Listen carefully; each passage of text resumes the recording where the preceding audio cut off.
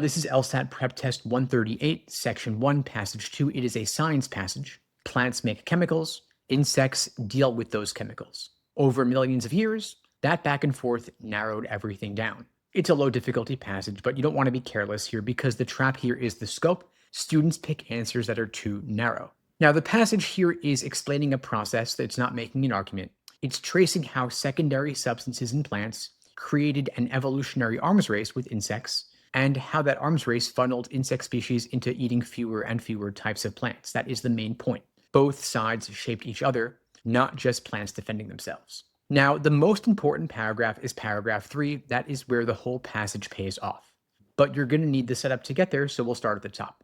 Now, paragraph 1 is definitions. You move through this at a normal speed. All you've got to take away is one distinction. Primary substances are the basics: proteins, carbohydrates, vitamins. Every plant has them, and they keep the plant alive. Secondary substances are different. They don't help the plant grow or function, they just show up.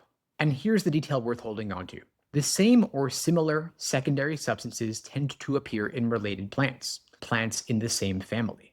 That's why related plants often taste or smell alike. Now, you don't need to memorize the examples here, just grab that one idea and keep going. Paragraph 2 is a list in disguise. It gives you several different things that secondary substances do. Some attract pollinators. That's good for the plant, of course. Some are toxic to insects. Also good for the plant. Some aren't toxic at all, but taste terrible, so insects learn to avoid them. Now, you're getting hit with a lot of examples here, and your instinct might be to slow down and absorb them all. Don't. They're all doing the same job. Every single example is just another way of saying plants with useful secondary substances survived and reproduced better. That is natural selection at work. The passage even says these substances have to pass the muster of natural selection.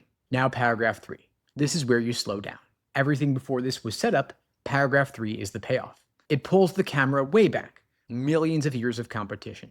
Here is the sequence. Plants develop chemical defenses. Some insects can't handle them and die off or switch to other food. But some insects adapt. They evolve ways to tolerate the chemicals or detoxify them or store them or just avoid the dangerous parts of the plant. So now, those adapted insects can eat plants that other insects can't touch. And because fewer plants are available to any one species of insect, those insects start specializing. They zero in on the plants they can handle. Over time, that specialization gets tighter and tighter. And by the end of the paragraph, you're reading about insect species that are locked into narrowly defined and often botanically restricted groups of plants. And that phrase is the destination the whole passage has been driving towards. Everything before it was just getting you there. Now, here's the key move.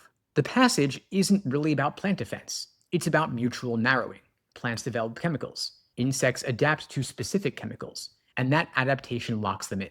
The diversity of secondary substances across plant families is what created the dietary specialization of insects. Cause and effect running in both directions over evolutionary time. And that is exactly where students get burned. You'll finish this passage thinking it was about plants protecting themselves, but it partly is, but the main point is bigger than that.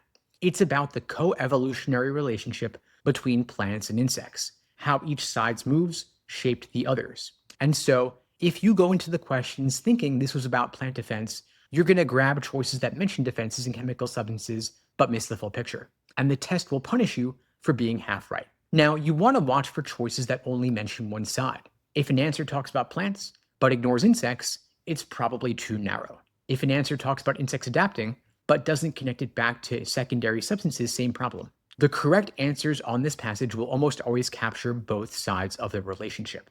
Before you touch the questions, you want to check yourself on 3 things. First, what is the difference between primary and secondary substances, and why does that distinction matter for the rest of the passage? Second, why does the passage give you so many different examples of what secondary substances do in paragraph 2? What is the point of all those examples? And third, and this is the big one, why have insect species ended up eating only a narrow range of plants instead of a wide range? The key move is the narrowing. Competition didn't blow things open, it squeezed them shut. Insects didn't end up eating more plants over time, they ended up eating fewer. And that's counterintuitive if you're not paying attention, and it's exactly what the hardest questions will test.